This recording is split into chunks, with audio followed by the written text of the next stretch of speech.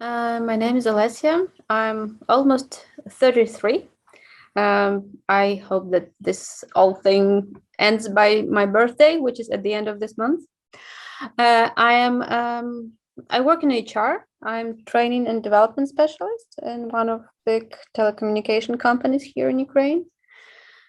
Um, what about my background? I'm married. I have a 5-year-old son. And currently, I'm staying outside the capital, Kiev, with my in-laws and my husband and my son.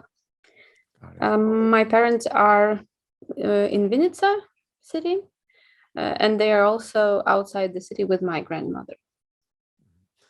So did you have to evacuate from Kiev?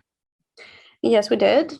On February 24th in the morning, we heard the loud sounds. I woke up on the last one. My husband said he heard all of them. So I just woke up. We started surfing the social media, trying to understand what's going on. My friend lives in the house nearby, in a block of flats, and I saw her husband post, "What's the sound?" And so we started coordinating. And in about an hour and a half, we packed everything. I mean, we've been preparing. I didn't have the suitcase packed, but I took the documents, some clothes, took our goldfish, woke up our son, and we're in the car. And then we fled the city. There were already cars going into the direction. We live on the left bank of the city. So there's bridges, and there were some cars on the bridges, but after an hour and a half, or I guess no, 2 hours and a half, we were outside the city. I also remember meeting our neighbors. They also with a child, with their pets, and we just said hello and goodbye and went to our cars, and that was it. It was a week ago.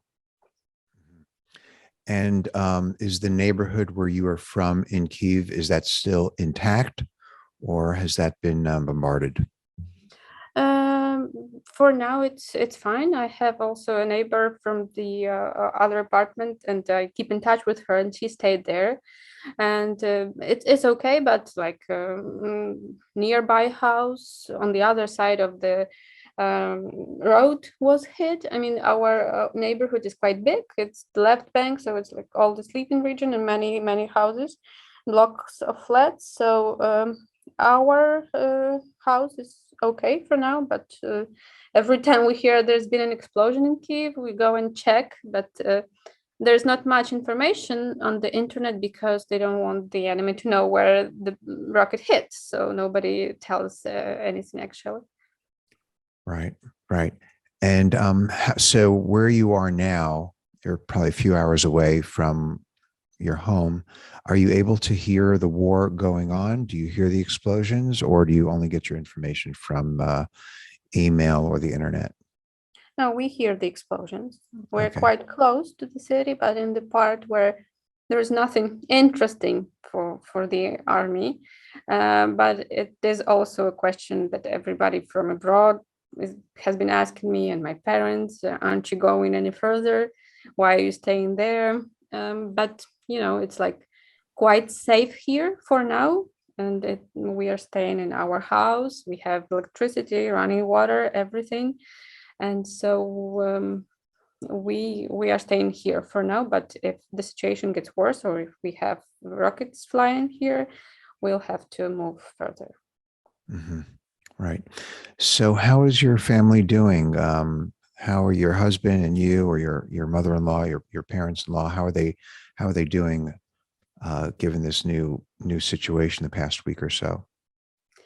Well, it's interesting working with people, being an HR and knowing the processes from inside, what is supposed to be happening with people, but then living it through is also a tough part. So, as any new formed team, we have had our ups and downs. First, it was shock, then we've been like, joking around, then having fights over some things like regular things. Everybody is fine for now, I guess. My husband, like, we had to postpone this meeting because my husband actually went out, and he was in Kiev today because his office and his firm is there. He has this production of water. He runs a water filtering company, so he had to check there.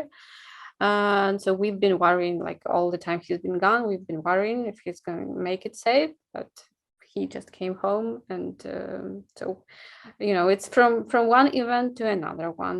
You feel okay, then you feel very panicked, then you feel okay again, and it's been going like that for a week. But I think we're doing pretty good.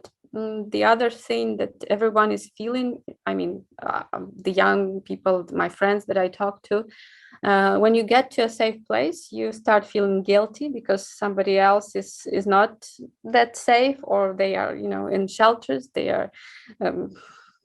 They cannot get access to food or something. And so it's, even if you're physically okay, mentally you're not, because you're worried about those other people in different cities of the country.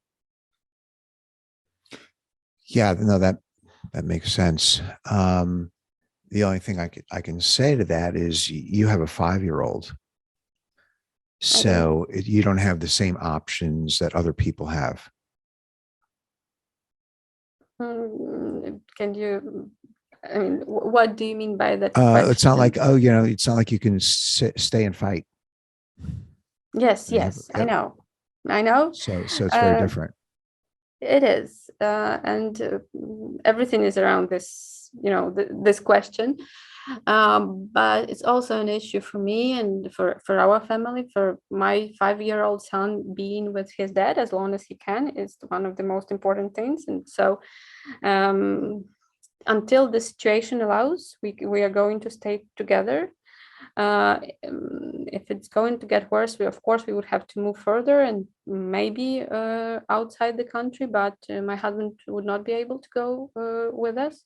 Right. So we are trying to delay this moment as much as we can. And on the borders right now, there are a lot of women with kids, and it's not that safe traveling.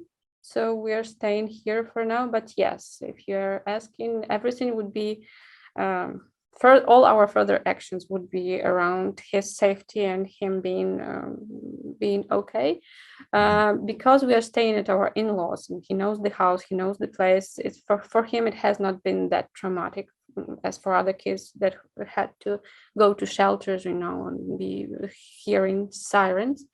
But he's also getting his portion of not normal life. He says, "Mom, I want to go back home. We should have taken those toys that I love. And when it all ends, I'm going to buy some kind of toy or some towboat or something."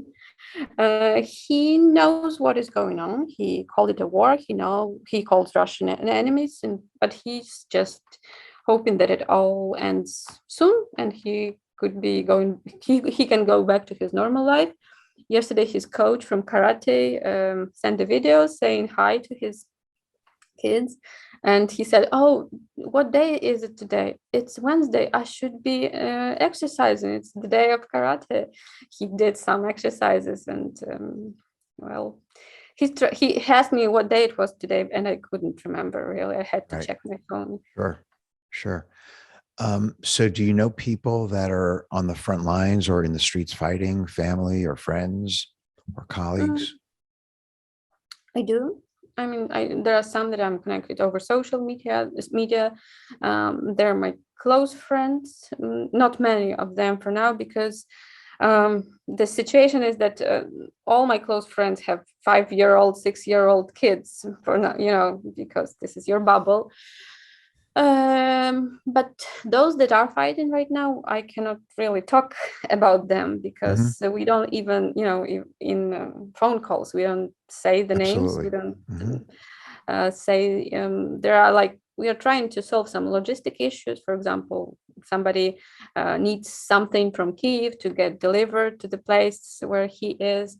So this is the only way that we can help. And we are trying here to spread information. I've been volunteering with translating some news. There's a lot of news and everybody's saying pretty much the same, but we believe that when we have a lot of information over the internet and we can share it, it helps in some way. So that's why I've been doing that. Mm-hmm. And the other reason was to, feel needed, because it's very hard to sit and do nothing while there's shells flying around. Yeah. So, so what is your hope for the future? What do you think, if you had to predict or project what might happen, you're so close to it. What do you think? What's your expectation? There are much smarter people than me making the prognosis. Fortunately, one of them, of the blitzkrieg and the fast ending and Russia occupying the whole country, Mm-hmm. Mm-hmm. didn't happen, fortunately. But the other one is saying that it's going to last a while, because the stakes are very high, and it's not like, oh, okay, well, let's finish it right here and say nothing ever happened. Our army is going to fight until the end, and this is something that I can vow on, because people are, really, really trying to protect the land, and this is something nobody has expected, I guess. Even the West supporting us, yes, and when they saw how our guys are fighting, this is when really the support came.